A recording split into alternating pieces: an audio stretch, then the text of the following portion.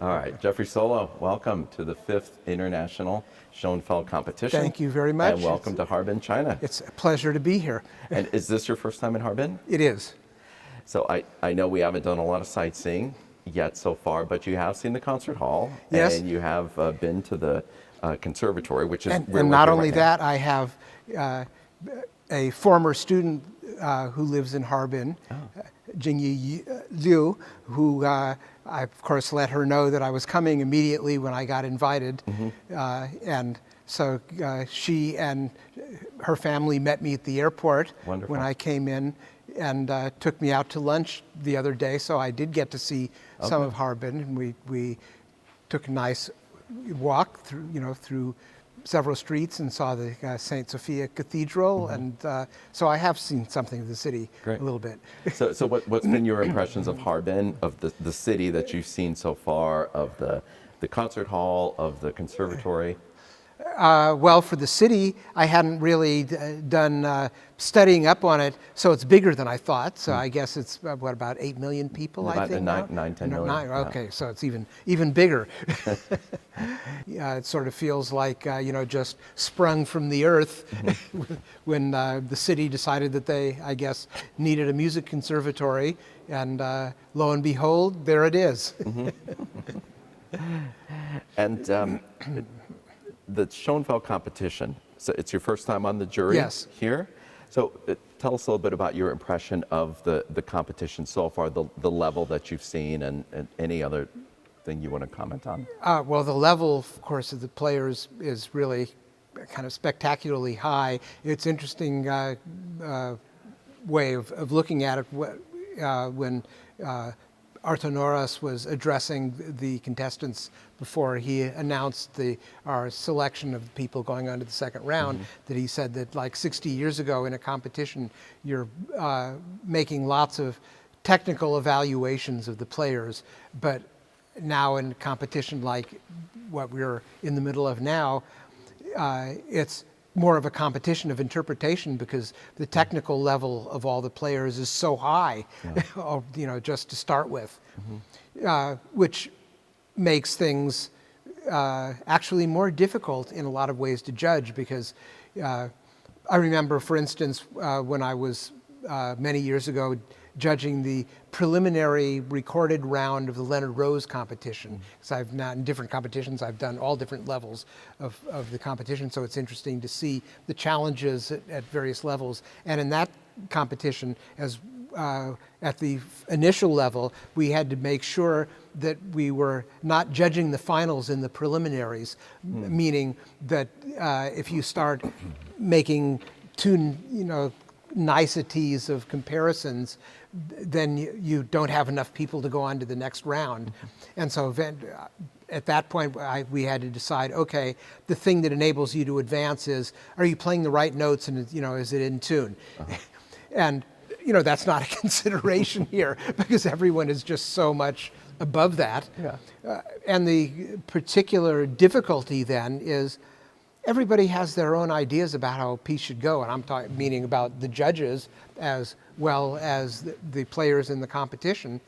And so there's so much subjectivity involved, and one of the huge difficulties is to separate out, well, that's not the way I see this piece, but do you want to penalize someone for seeing it differently than you see it? And but then, on the other hand, in some aspects of music, you can say there's a right and a wrong, that the composer really is clear that he wanted this, and you're doing, or the player is doing this. But then, aside from that, you read about composers saying where someone played their own music to them, and they said, "That's not at all what I had in mind, but don't change anything." So it's like, what do you do?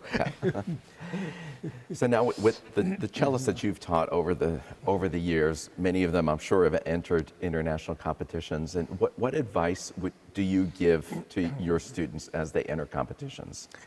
Well, of course, make sure that you're preparing really seriously, which obviously most people do. But I mean, sometimes, occasionally people do it thinking for the experience more, and so they don't prepare as thoroughly as they would, but I still feel like that the person that you really want to play for, I mean, to try and second guess what you think the judges would like to hear is not the right approach. I think the right approach is to play it the way you think it should go with all the conviction you can muster. And your goal should be that when someone is listening to you play it, the people that are listening can't imagine that it could go any other way.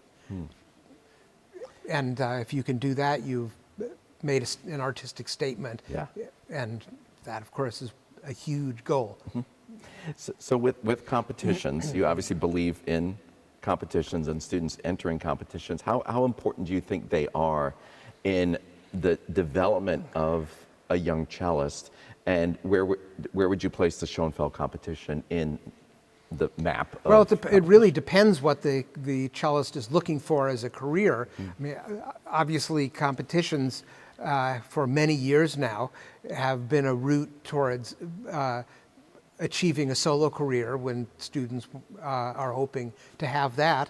But they can be just, if you, for instance, really have your at least one possible goal for you is to play in a symphony orchestra, having experience playing under the pressure of a competition, doing a competition like this could be a great learning experience for taking orchestral auditions, which I've also done myself, from both sides of it. And it's very intense, and the more experience that you have with playing that kind of intensity, which is different than the intensity in just playing a concert on the stage. So having that experience is really helpful, but definitely if you're hoping to get solo opportunities, winning international competitions is the fastest way to bring your name to prominence.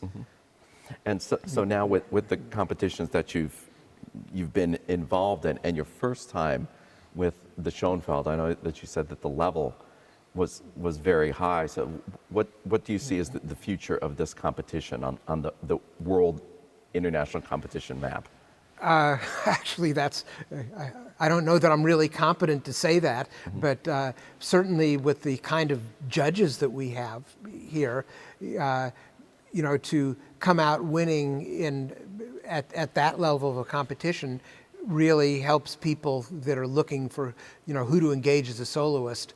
Well, this person certainly has something to offer, or a competition that is able to bring judges in at that level. They thought something of, positive about this person, so that they could maybe trust their judgment a little bit. I know in one other competition that I was a judge for, even though clearly everything was solo competition, the prize winner ended up being offered a very prestigious principal chair in a symphony, which he accepted. Wow. So that, that was helpful in that way too. Great. Well, Jeffrey Solow, thank you so much for joining us. Welcome to Harbin and welcome to Schoenfeld competition. Thank you. It's a great pleasure. Yeah, thank you.